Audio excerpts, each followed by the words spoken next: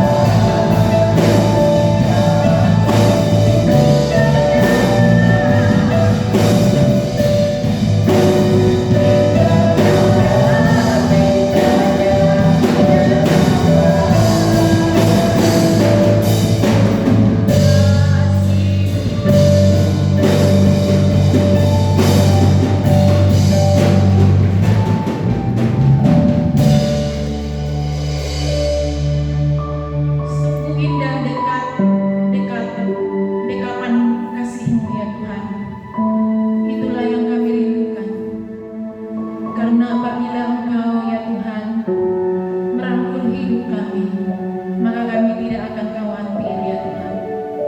Engkau selalu menjamin janji-Mu dalam hidup kami. Kami akan diberkati, kami akan dilindungi, kami akan menerima yang terbaik dari Tuhan. Maka untuk itu kami sungguh bersyukur ke hadapan-Mu, di mana saat ini kami masih ada waktu bisa hadir di sini ya Tuhan. Biarlah Engkau yang ditinggikan atas puji-pujian, penyembahan yang telah kami lakukan, menyenangkan hati-Mu ya Bapa. Dan saat ini juga ya Tuhan, kami rindu untuk firman-Mu, karena kami tahu ya Tuhan, firman-Mu adalah pelita di kaki kami dan terang di jalan kami. Kami sangat butuh firman Tuhan. Untuk itu ya Tuhan, kiranya Engkau akan pakai hamba-Mu ini, Engkau akan urapi hamba-Mu ini di setiap firman yang telah dipersiapkan. Melalui pengurapan-Mu, maka akan sampai kepada hati yang baik, sehingga firman-Mu akan bertumbuh, menjadikan umat-Mu dewasa, menghasilkan buah. Itulah yang Engkau inginkan. Terpujilah nama-Mu, ya Roh Kudus. Pimpinlah kami, pimpinlah hamba-Mu ini, pakailah ya Tuhan. Dan Engkaulah yang ditinggikan di atas segalanya lewat pemberitaan firman-Mu ini. Terpujilah Tuhan. Di dalam nama Tuhan Yesus Kristus, kami siap untuk mendengarkan firman-Mu. Haleluya. Yang siap dengar firman-Nya katakan amin. Amin. Terima kasih. Saya persilakan duduk Bapak Ibu dan Saudara. Ya, Shalom Bapak Ibu dan Saudara. Ya, puji Tuhan, kita hari ini adalah minggu yang ketiga ya di tahun baru, ya di tahun yang baru ini. Bahwasanya kita sudah melewati minggu yang ketiga sekarang. Jadi Bapak Ibu dan Saudara sekalian bisa menghitung di tahun yang baru ini sudah berapa kali datang ibadah. Kalau sudah 3 kali ya jempol 2, tidak hanya 1. Kalau baru 2 kali ya usahakanlah jangan lagi di dalam bulan ini absen ya. Ya, karena kita mau waktu kita bisa kita berikan kepada Tuhan, karena Tuhan sudah lebih dulu memberikan waktu bagi kita. Amin. Ya, haleluya. Bapak Gembala kita lagi ke luar kota, di gerejanya Bapak tidak undang ya, jadi berkhotbah di sana diundang hanya Tuhan memakainya dan diberi waktu ini kepada saya ya. Kiranya lewat pemberitaan firman hari ini ada sesuatu yang akan kita dapatkan. Amin.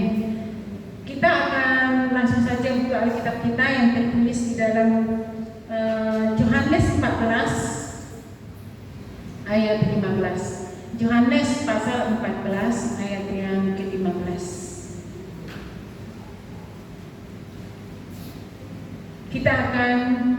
Saya ajak Bapak Ibu dan Saudara menghormati firman Tuhan untuk bangkit berdiri membacakan ayat ini. Kita baca bersama 2, 3 ya.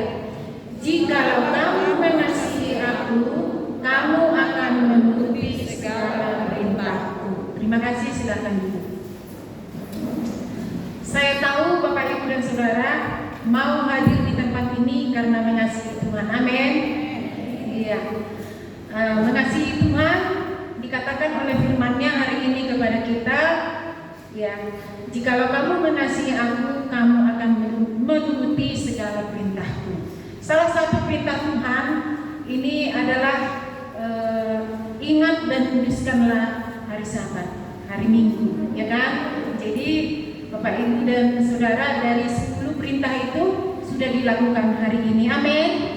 Maka kita semua diberkati karena kita melakukan perintah Tuhan dan kita mengasihi Tuhan dengan menunjukkan respon kita, sikap kita di dalam melakukan perintahnya. Nah, hari ini ya saya akan membawa tema dari firman Tuhan, nilai ketaatan. Amin. Ya, nilai ketaatan. Taat itu berarti patuh ya, dan tunduk dan setia terhadap perintah ya. Aturan, norma atau kewajiban seseorang yang taat cenderung mengikuti petunjuk petunjuk atau pedoman yang telah ditetapkan di dalam peraturan tersebut. Seperti kita orang Kristen, kita ini katakan taat kepada Tuhan. Kita ini katakan pengikut Dia. Kalau pengikut Dia berarti mengikuti jejak-jejaknya, ya, mengikuti aturan-aturannya, perintahnya. Seperti yang saya bilang tadi, ada 10 perintah Tuhan. Tentunya kita tahu itu mulai dari pertama sampai keempat itu berbicara ya vertikal ke atas, yaitu mengasihi Allah.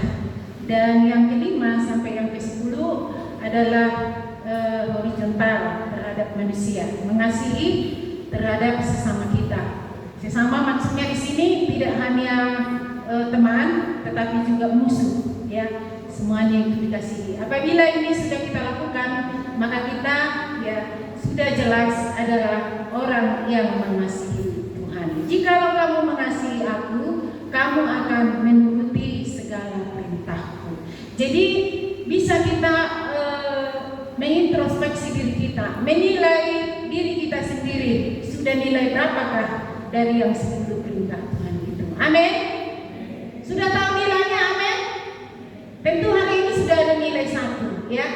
Nah, nilai 1 dan yang lain-lainnya, ya, bisa Bapak Ibu dan Saudara tahu menilai setiap hari, ya. Pada hari ini saya akan bawa tadi nilai ketaatan, ya. Nah, taat itu adalah tentang perintah Tuhan. Bapak Ibu dan Saudara yang saya kasih dalam Tuhan, kita akan membuat contoh yang tertulis di dalam Matius 21. Tolong dibuka, kita akan baca ayat ini. Matius 21 ayat 28. Ini adalah perumpamaan tentang perintah, ya. Saya mau kita membacanya juga bersama-sama, ya, karena ini perikopnya tidak terlalu banyak. Beberapa nanti kalau sudah saya stop, ya. Kita baca dulu, mulai 2-3 ya. Tetapi apakah pendapatmu tentang ini? Seorang mempunyai 2 anak laki-laki. Ia pergi kepada anak yang sulung dan berkata, "Anakku, pergi dan bekerjalah hari ini dalam kebun anggur." Mohon sambil dicamkan ya, apa maknanya. Ya, 29 cepat ya. Tetapi apakah pendapatmu tentang ini? 29 mana? Ya, 2-3 ya. Jawab anak itu, "Baik Bapak," tetapi ia tidak pergi. Lanjut. Lalu orang itu pergi kepada anak yang kedua dan berkata demikian juga. Dan anak itu menjawab, "Aku tidak mau." Tetapi kemudian ia menyesal lalu pergi juga. 31. Siapakah di antara kedua orang itu yang melakukan kehendak ayahnya? Jawab mereka, "Yang terakhir." Kata Yesus kepada mereka, "Aku berkata kepadamu, sesungguhnya pemungut-pemungut cukai dan perempuan-perempuan sundal akan mendahului kamu masuk ke dalam kerajaan surga." Ya, sampai di situ pembacaannya. Kita sudah baca di sini ada perumpamaan seorang ayah mempunyai anak 2, ya. Dia mempunyai kebun anggur. Nah, dipanggilnya anaknya yang pertama. Dikatakan kepada anaknya, contohnya kita buatlah namanya siapa ya? Si Amal, ya. Amal, sini dulu nak. Iya Pak.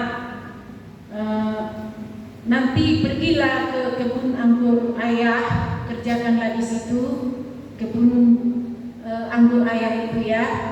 Terus Amal ini menjawab, "Siap ayah." Nah, ya. Nah, setelah itu dia tidak pergi, Bapak Ibu dan Saudara. Hanya mengatakan, "Siap ayah, saya akan kerjakan."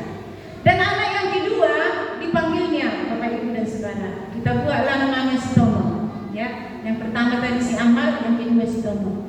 "Tomo, sini nak," katanya. "Iya Bapak." kan kebun anggur Bapak kan begitu luasnya. Jadi saya mohon kamu kerjakanlah itu supaya menghasilkan buah. Bagaimana caramu nanti untuk membuat itu menghasilkan buah? Ayah sangat mengharapkannya. Terus datang anak yang kedua ini, ayah saya tidak mau, ya, dia katakan saya tidak mau ayah. Nah, tapi setelah itu Bapak Ibu dan Saudara, dia pergi, dia pikir-pikirkan apa yang dikatakan oleh ayahnya itu. Akhirnya dia menyesali dan dia pergi. Dikerjakannya lah kebun anggur ayahnya ini sampai mungkin menghasilkan banyak buah, Bapak Ibu. Nah, yang menjadi pertanyaan di sini Bapak Ibu dan Saudara, ya, siapakah di antara yang kedua ini yang dikehendaki Tuhan? Coba jawab, boleh dijawab. Anak yang kedua. Yang bilang anak yang pertama tunjuk tangan. Gak ada ya. Yang bilang anak yang kedua tunjuk tangan. Yang tidak tunjuk tangan di mana? Nah, ulang saya tanya ya, harus proaktif di dalamnya ya. Tadi anak yang pertama disuruh ayahnya, dia bilang, "Iya ayah, saya akan kerjakan." Dan anak yang kedua disuruh ayahnya, ya disuruh ayahnya, dikatakannya, "Saya enggak mau ayah." Tetapi setelah dia pergi dan memikir-mikirkan apa yang dikatakan ayahnya ini, akhirnya dia menyesal dan mengerjakannya. Jadi yang mau saya tanya kepada Bapak Ibu hanya dengan mengangkat tangan ya, yang manakah yang dikehendaki ayahnya, anak yang pertama atau anak yang kedua? Yang mengatakan anak yang pertama tunjuk tangannya. 0. Yang mengatakan anak yang kedua tunjuk tangannya.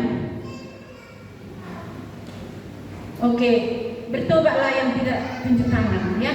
Masih apa dia? Ada luar nih. Semua naik di gijang nih, bulung nih suhat. Goyang sana, goyang sini, masih mikir-mikirin, ya kan? Nah, iya. Tentu kita harus memilih anak yang kedua. Kenapa? Ya, karena dia melakukan, dan boleh saya katakan ini anak yang kedua ini adalah bertobat, menyesali ya tindakannya tadi, tidak mengiyakan kepada ayahnya ya, sehingga dia bertobat. Sedangkan anak yang pertama itu hanya dia saja. Ini adalah gambaran ya, gambaran kekristenan kedua hal ini ya. Gambaran yang pertama itu ya, pada waktu dengarkan firman Tuhan seperti ini, selalu datang dengarkan firman Tuhan, terus di dalam hatinya dan di dalam niatnya sudah mengatakan, iya, aku akan melakukannya. Tetapi setelah meninggalkan gereja, mungkin masih di pintu sana udah hilang, tinggallah tadi ya rasa iya itu di dalam gereja. Akhirnya nggak mau lagi melakukannya, ya kan? Seperti tadi saya sudah katakan, kita harus melakukan perintah Tuhan. Ada 10 perintah Tuhan. Iya, aku akan lakukan. Panomat onom, asa nilai ono mau, iya kan? Nah, mungkin itu kita kita hitung ada 6 yang bisa saya lakukan. Bahwa aku ini selalu datang ke gereja, menghormati orang tuaku 2, aku tidak mencuri, aku tidak mengingini harta orang lain dan yang lain-lainnya. Ya, kita ambil dari 10, dan nilai 6. Kalau nilai 6 ibu guru udah lulus atau belum? Belum katanya. Jadi kalau 6 dari perintah itu belum lulus, usahakan 7 udah lulus bu guru. Ada bapak guru, ibu guru di sini udah lulus? Belum juga. Aduh payah ini. Harus berapa baru lulus?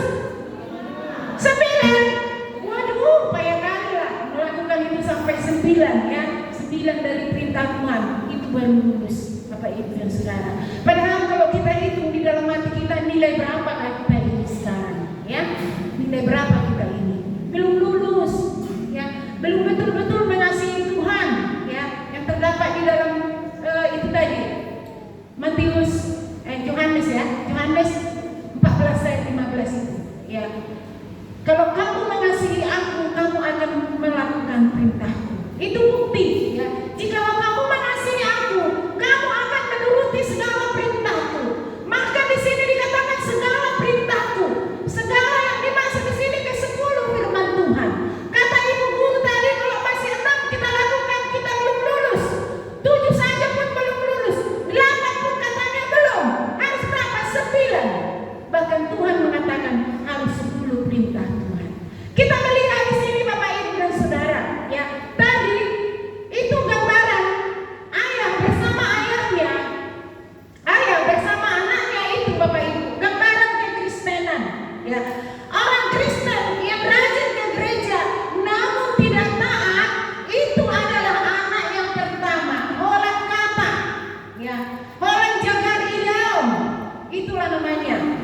datang ke gereja pakai baju bagus, sepatu bagus, tapi apa yang diperintahkan di dalam gereja, tinggal di pintu, udah turun tangga, ya tinggallah perintah Tuhan itu tadi, Bapak Ibu dan Saudara.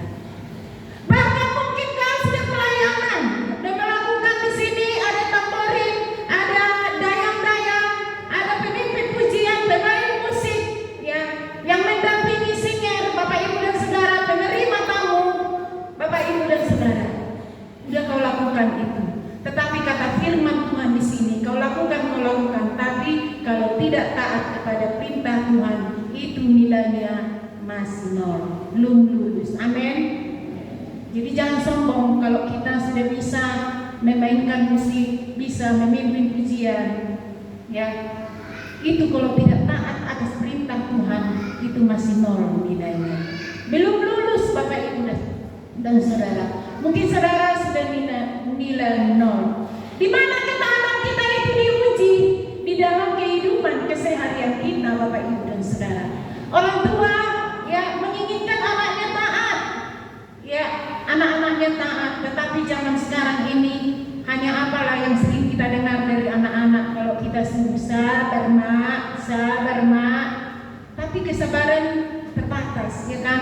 Tidak dilakukan apa yang kita bilang itu. Apa yang keinginannya itu saja yang dilakukannya. Sering ini Bapak Ibu, juga para orang tua di sini, sering kita dengarkan firman Tuhan di sini, tetapi tidak kita lakukan setelah kita pulang dari tempat ini. Lebih bagus seperti anak yang kedua tadi, ya. Dikatakan oleh firman Tuhan tadi ayat yang keempat, coba buka itu di ayat yang keempat yang kita baca tadi, bagian keempat. Matius 21 tadi, ya, itu banyak orang di sana, jadi harus apa? Matius 21 ini pertama, kedua, ketiga, keempatnya. Coba ayat 30 kayaknya. Ayat 30. Lalu orang itu pergi kepada anak yang kedua, ayat yang 31, coba 31. Ya, siapakah di antara kedua orang itu yang melakukan kehendak ayahnya? Jawab mereka yang terakhir. Sama seperti jemaat di sini menjawab yang terakhir. Sebagian juga ada yang menjawab. Kata Yesus kepada mereka, aku berkata kepadamu, sesungguhnya pemungut cukai dan perempuan-perempuan sundal akan mendahului kamu masuk ke dalam kerajaan Allah.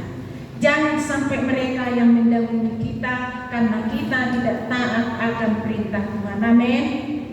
Jadi apabila kita mendapat satu teguran, kita mendengarkan suara Tuhan, ya, mungkin kita melawan, aku tidak sanggup, tetapi hendaknya ada penyesalan dalam diri kita. Setelah kita sampai di rumah, maka kita melakukannya. Amin. Ya, orang yang tidak melakukan perintah Tuhan, dia akan ditolak. Ya, sebagai contoh, ya, kita buka di dalam 1 Samuel 15. 1 Samuel pasal 15 ayat 18. Kita harus banyak membaca firman Tuhan, ya, karena disinilah kesempatan membaca firman Tuhan. Betul, ya. Kalau di rumah membaca firman Tuhan enggak? Kopek bawang, ya kan? Enggak kopek bawang. Baca, puji Tuhan. Yang baca setiap hari satu pasal, coba tunjuk tangan. Ya, 1, 2, 3, 500, 600 lagi belum, ya. Nah, jadi belum semua membaca firman Tuhan satu pasal, ya. Kalau di rumah kami saya ajak itu harus baca satu pasal, ya kan? Nah, itu aja pun udah telat kami bacanya, masih pasal 10 sekarang. Ini tanggal berapa? Tanggal 19, 9 hari udah ketinggalan. Adalah yang ketiduran, adalah yang pergi Natal, tahun baruan. Jadi masih pasal 10 kami baca, ya. Nah, di sini dikatakan jangan sampai kita ditinggalkan, ya, ditinggalkan oleh orang-orang berdosa. Nah, ini Bapak Ibu dan Saudara, dalam 1 Samuel 15 ayat 18 kita baca bersama 2-3 ya. Tuhan telah menyuruh engkau pergi dengan pesan, pergilah, tumpaslah orang-orang berdosa itu, yakni anak Amalek, berperanglah melawan mereka sampai engkau membinasakan mereka. 19. 19. Mengapa engkau tidak mendengar suara Tuhan? Mengapa engkau mengambil jarahan dan melakukan apa yang jahat di mata Tuhan? 20. Lalu kata Saul kepada Samuel, aku memang mendengarkan suara Tuhan dan mengikuti jalan yang telah disuruh Tuhan kepadaku, dan aku membawa Agag, raja orang Amalek, tetapi orang Amalek itu sendiri telah kutumpas. 21. Tetapi rakyat mengambil dari jarahan itu kambing domba dan lembu-lembu yang terbaik dari yang dikhususkan Tuhan, ditumpas itu untuk mempersembahkan korban kepada Tuhan Allahmu di Gilgal. 22. Satu lagi ya. Tetapi jawab Samuel, apakah Tuhan itu berkenan kepada korban bakaran dan korban sembelihan sama seperti kepada mendengarkan suara Tuhan?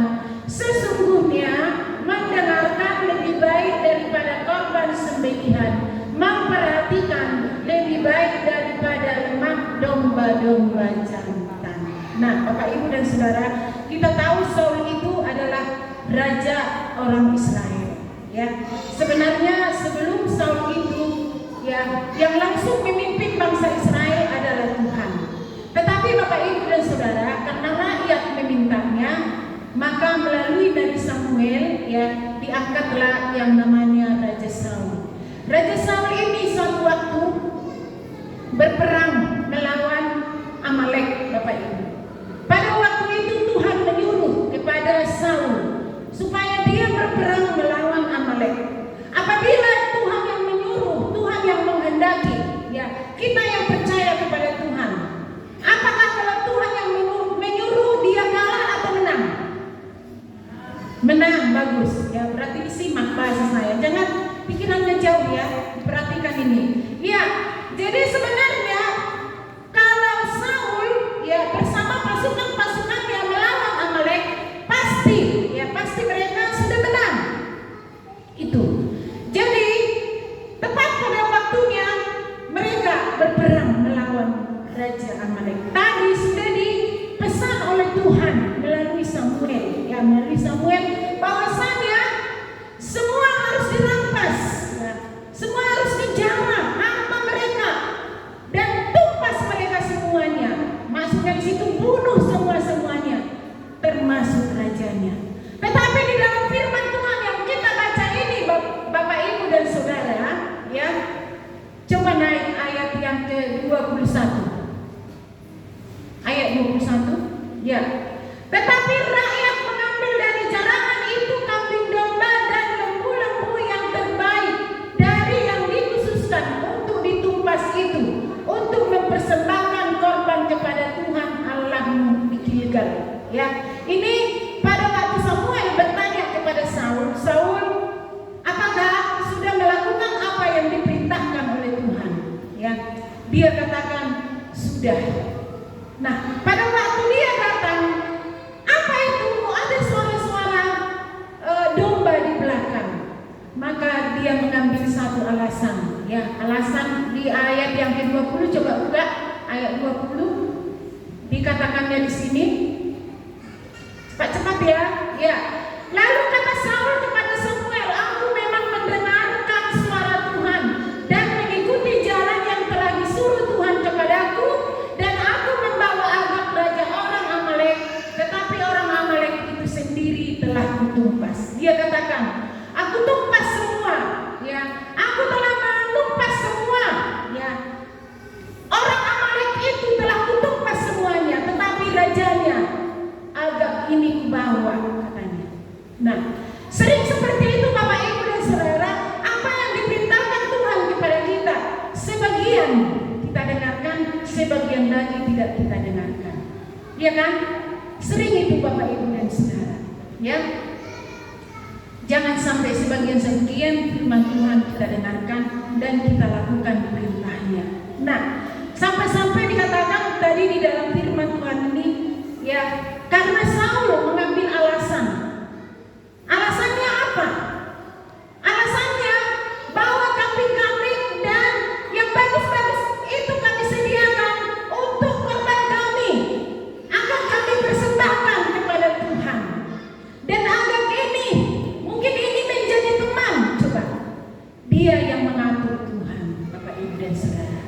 Jangan sampai kita mau mengatur Tuhan, harus taat kepada perintah Tuhan. Amin.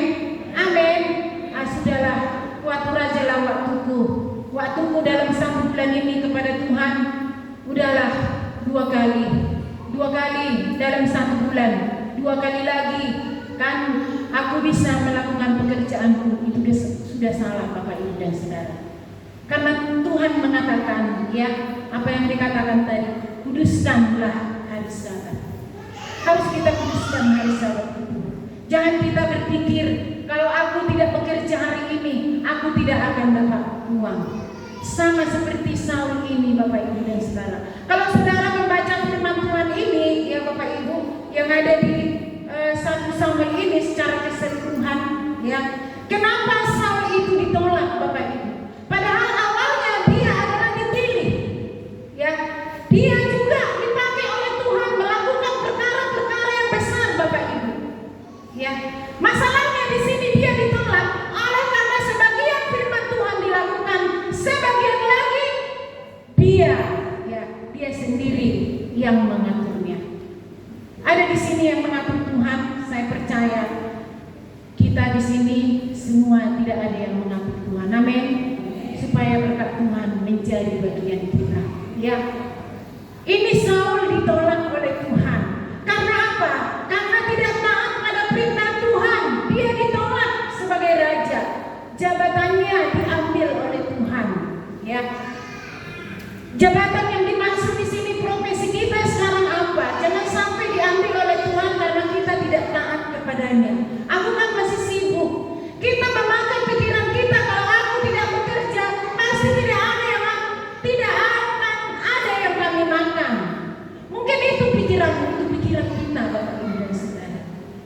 Bahkan dikatakan oleh firman Tuhan apa? Cari dahulu kerajaan Allah, maka semua itu akan diberikan kepadamu. Dengan mengutamakan Tuhan Bapak Ibu dan Saudara, apa yang di pikiran kita, apa yang menjadi pergumulan kita, Tuhan yang ambil alih dan memberkati kita. Ada amin? Udah bisa kita mengambil sikap di tahun yang baru ini, amin? Ya, kami akan membuat absen nanti ya. Absen tidak hanya kepada guru, tetapi kepada jemaat. Berapa kali kita datang beribadah sepanjang minggu, sepanjang tahun? Ya, 1 tahun berapa minggu Bapak Ibu dan Saudara?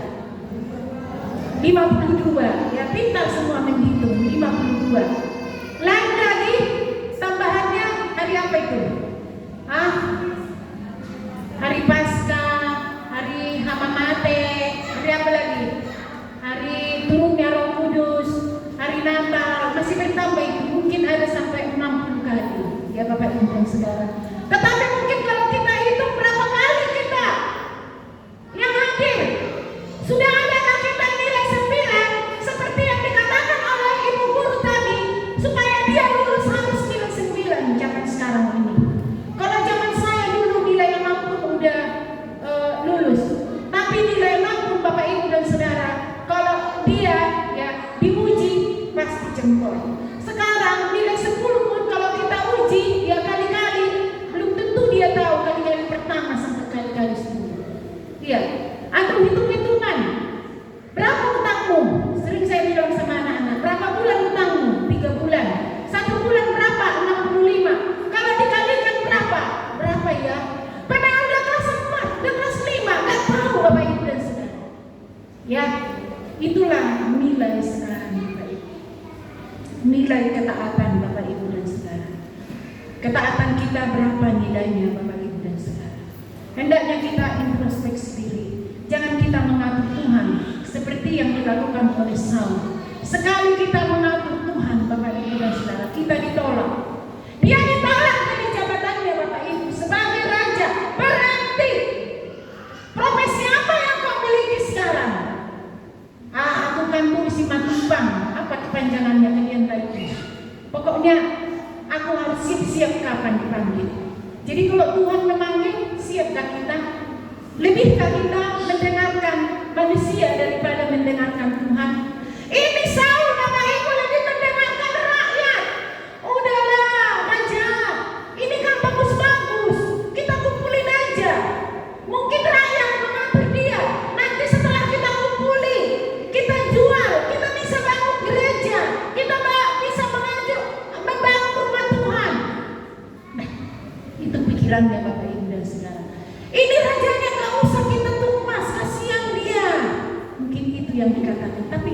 pikiran manusia. Hendaknya pikiran kita bawakan kepada Tuhan. Amin. Amin. Ya. Tidak ada yang lebih baik daripada mempersembahkan tubuh kita ini menjadi korban, ya. Seperti yang dikatakan oleh firman Tuhan tadi. Ayat yang keberapa itu tadi? Ayat yang keberapa itu ya? Coba buka ayat yang ke-23 mungkin. Buka. 1 sampai 15 ayat 23. Ya. Ayat 22. Ya. Tetapi jawab Samuel, apakah Tuhan itu berkenan kepada korban bakaran dan korban sembelihan sama seperti kepada mendengarkan suara Tuhan? Sesungguhnya, ini kita bersama-sama dulu membaca mulai dari sesungguhnya 2, 3 ya. Sesungguhnya mendengarkan lebih baik daripada korban sembelihan, memperhatikan lebih baik daripada lemak domba-domba jantan. Ya, ingat ini Bapak Ibu. Ya, kalau memang dari ketulusan hati kita, ya, hanya dengan kita datang ke gereja, betul-betul kita datang kepada gereja dari keikhlasan hati kita, bukan karena korban kita Bapak Ibu. Itu yang diterima oleh Tuhan. Amin. Jangan mengirimkan persembahanmu, aku ini belum bisa datang ke gereja, kirimkan persembahanmu ya. Itu tidak diterima Tuhan Bapak Ibu. Karena dikatakan di sini mendengarkan lebih baik daripada korban sembelihan, ya. Memperhatikan lebih baik daripada lemak domba-domba jantan. Apakah saat itu tidak memperhatikan apa yang dikatakan Tuhan melalui Samuel? Dia perhatikan. Apakah dia tidak mendengarkan? Dia dengarkan Bapak Ibu. Seperti tadi perumpamaan juga, perumpamaan 2 anak itu. Apakah anak yang pertama tidak mendengarkan? Dia dengarkan. Dia perhatikan, dia perhatikan. Apa jawabnya? Iya ayah, aku akan melakukannya. Tetapi setelah dia pulang, dia lupa dan tidak mau melakukannya. Dia terpesona dengan kegiatan-kegiatan yang ada di dunia ini Bapak Ibu dan Saudara. Ayahnya tidak menghendaki itu, Tuhan tidak menghendaki itu. Tetapi orang yang bertobat, ya, yang saat ini mungkin Bapak Ibu dan Saudara mengatakan, aku orang berdosa, aku ini sering melakukan yang tidak benar di hadapan Tuhan, aku ini melanggar peraturan Tuhan, aku melawan orang tuaku, aku tidak bisa membina anakku. Bapak Ibu dan Saudara, sekarang katakan kepada Tuhan, aku datang kepada Tuhan, aku menyesali semua perbuatan-perbuatan salah itu. Maka Tuhan berkenan kepada kita. Amin. Kita tidak akan ditolaknya, berkatnya ya akan menjadi bagian kita. Jangan pikirkan dulu kehidupan kita ini. Apakah dengan memikirkan kehidupan kita ini maka bisa kita lalui? Maka dengan kekuatan kita itu bisa cukup kebutuhan kita? Mungkin Bapak Ibu dan Saudara yang bekerja pada hari Minggu belum tentu cukup, tetap berkekurangan, ya, tetap masih berkekurangan Bapak Ibu. Jadi untuk itu Bapak Ibu, kami menghimbau sekarang kepada kita, utamakan Tuhan dalam segala sesuatunya, maka kita akan diberkatinya. Amin. Nah, itu nilai ketaatan bagi kita, ya. Nah, ada satu lagi sebagai contoh, dia adalah orang yang taat, ya. Dia orang yang taat melakukan perintah Tuhan, yaitu yang terdapat dalam Kejadian 8 ayat 13. Coba kita baca Kejadian 8 ayat 13. Ya, saya bilang tadi lebih bagus di sini kita banyak baca Alkitab, karena di rumah belum tentu dibaca. Amin. Amin. Berbahagialah orang yang membaca firman Tuhan, yang mendengarkan dan melakukannya. Ya, kita baca 2, 3 ya.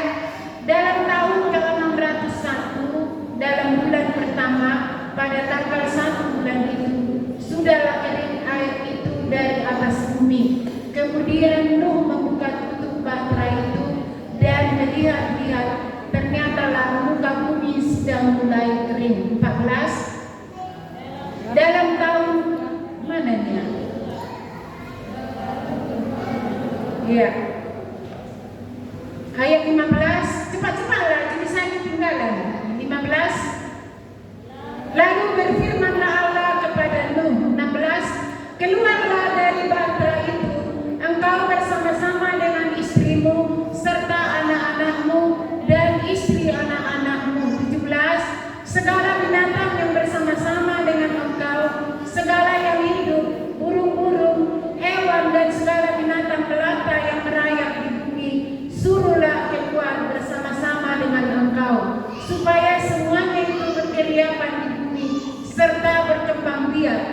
dan bertambah banyak di bumi. 18. Lalu keluarlah Nuh bersama-sama dengan anak-anaknya dan istrinya dan istri anak-anaknya. Bapak Ibu dan Saudara, ini tadi cerita saya. Kebetulan saya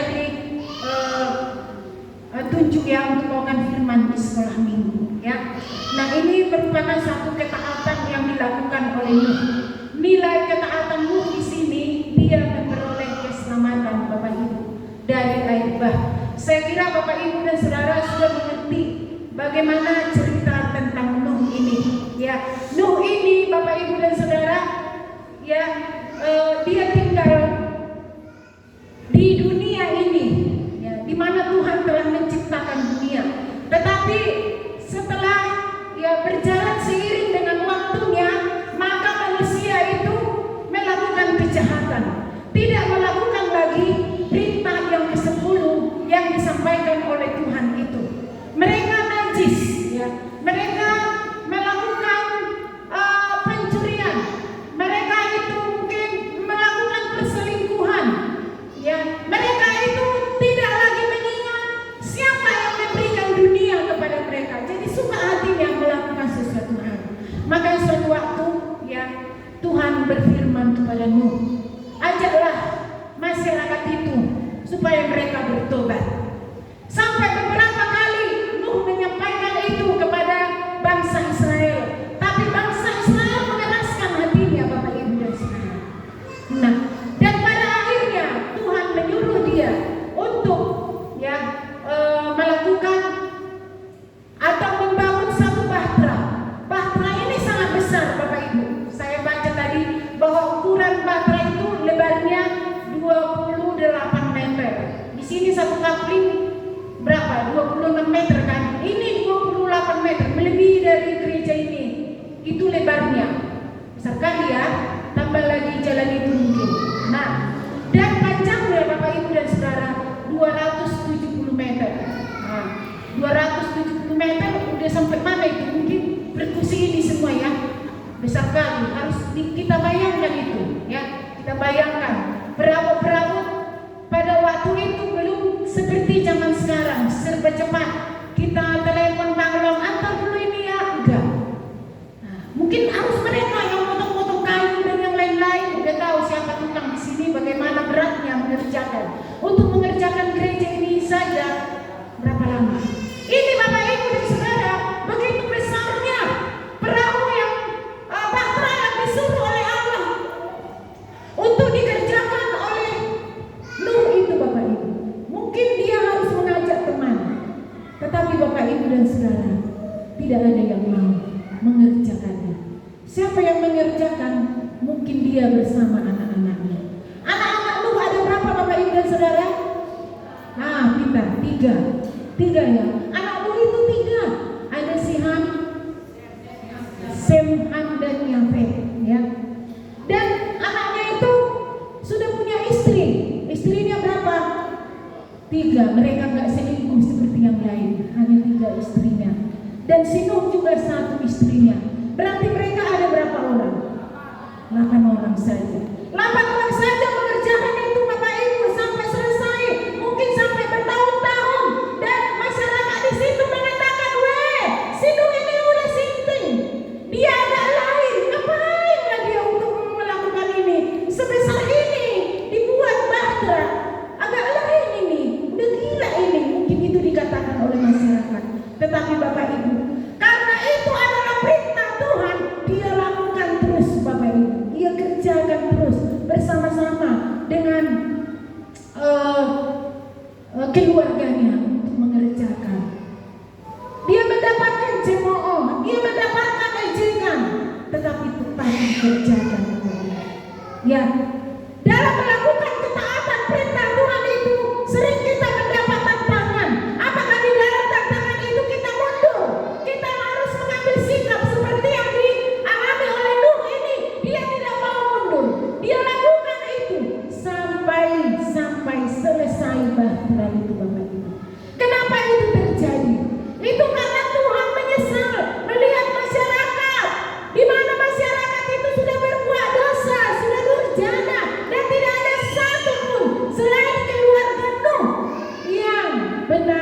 kepada Tuhan. Ya, Nuh ini bergaul dengan Tuhan, Bapak Ibu. Maka dia dikenal Tuhan. Bisa Bapak Ibu membacakannya di dalam satu pasal ini. Bagaimana Nuh itu dikenal Tuhan? Karena bergaul dengan Tuhan. Bergaul dengan Tuhan artinya apa? Pergaulan. Kalau pergaulan sering bercakap-cakap. Pergaulan yang tidak bercakap-cakap lagi itu namanya apa? Marmesa, ya kan? Nangolo memang katai, lagi begitu teleponku. Saya buat WA saya, dibacanya saja tapi tidak dijawab. Itu namanya tidak bergaul baik lagi. Kalau Nuh ini, ya dia bergaul baik dengan Tuhan. Mari kita ikuti seperti Nuh ini, taat kepada Tuhan dan bergaul baik kepada Tuhan. Bergaul baik berarti kita harus membaca semua perintahnya, membaca tulisannya. Kalau kekasih kita menulis sesuatu pasti kita baca berulang-ulang kali, ya kan? Nah, ini tadi firman Tuhan yang pertama yang kita baca. Kalau kamu mengasihi Tuhan, kamu akan menuruti perintahku, taat kepada perintahku, Bapak Ibu. Sama seperti Nuh ini, ya, dia mengalami banyak tantangan, tetapi Bapak Ibu karena itu perintah Tuhan itu dilakukannya. Dia tidak seperti Saul, sebagian perintah Tuhan dilakukan. Dia tidak seperti anak dari si ayah tadi yang dibuat perumpamaan. Ya, dia katakan iya tapi tidak dilakukan. Tetapi orang yang mendengar firman Tuhan, sekali didengar dan menyadari, menyesali kesalahannya Bapak Ibu dan dilakukan, inilah yang berkenan kepada Tuhan. Seperti Nuh ini Bapak Ibu dan Saudara. Tiba waktunya, ya, tiba waktunya bawa air bah turun Bapak Ibu dan Saudara. Turun air bah. Sebelum air bah turun, ya, mereka sudah disuruh masuk, disuruh istrinya, disuruh anak-anaknya, disuruh menantunya. Dan Tuhan mengatakan bawa sepasang binatang, bawa juga burung-burung di udara sepasang-sepasang. Dibawakannya, dimasukkan ke dalam ruangan yang seluas itu tadi. Tetapi hanya berapa? Hanya 8 orang yang masuk di dalam bersama-sama dengan binatang dan burung-burung, saudara. Bayangkan seberapa lama mereka di dalam itu, seberapa lama Bapak Ibu. Ya, sampai-sampai tadi di sini ya kita melihat bahwasanya untuk berhenti air bah itu ya selama berapa tadi? 370 hari baru kering. 370 hari baru kering air bah itu. Berarti berapa lama itu Bapak Ibu? Udah lebih 1 tahun kan? 1 tahun berapa hari? 265. Ini 270 tahun. Ini firman Tuhan yang mengatakan ya 270 tahun baru kering. Dia harus bersama-sama binatang itu di dalam, burung-burung itu. Mungkin ia kotorannya harus sengat, tetapi dia tidak bersungut-sungut karena dia melakukan perintah Tuhan. Coba bayangkan orang-orang yang di luar, setelah pintu bahtera itu ditutup, mungkin ada yang datang lagi. Ya, halo Nuh, bukakan pintu bagi kami sudah kebanjiran. Tapi pintu sudah ditutup Bapak Ibu. Jangan sampai pintu tertutup Bapak Ibu baru kita datang kepada Tuhan. Amin. Selagi masih ada kesempatan, datanglah kepada Tuhan. Pujilah Tuhan, lakukan perintahnya. Kalau ada di antara keluargamu saat ini belum datang Bapak Ibu dan Saudara, ingatkan nanti, ayo. Selagi masih ada waktu, kita nggak tahu kesempatan kapan Tuhan memanggil kita. Karena dipanggil Tuhan itu bukan karena usia Bapak Ibu. Anak-anak pun dipanggil, ya, remaja pun dipanggil, ya, bahkan yang hampir mau menikah pun dipanggil Bapak Ibu, ya kan? Udah dibagikan undangan, besok akan menikah, dipanggil oleh Tuhan. Jadi harus siap sedia kita selalu dipanggil oleh Tuhan. Selagi masih ada waktu, ya, ajak yang kau kasihi. Siapa yang kau kasihi? Istrimu, suamimu, anak-anakmu, ajak kepada Tuhan supaya dia dikenal Tuhan, supaya mereka lepas, ya, lepas dari hukuman yang selama-lamanya itu. Amin. Inilah nilai ketaatan yang mau saya sampaikan kepada Bapak Ibu dan Saudara. Nilai ketaatan itu Bapak Ibu keselamatan akan menjadi bagian kita. Untuk itu taatilah perintah Tuhan. Jangan berpikir 1000 kali 1000 untuk kebutuhanmu sehingga tidak melakukan perintah Tuhan. Kalau kita mendengarkan suara Tuhan, lakukan, ya, lakukan apa yang Tuhan mau.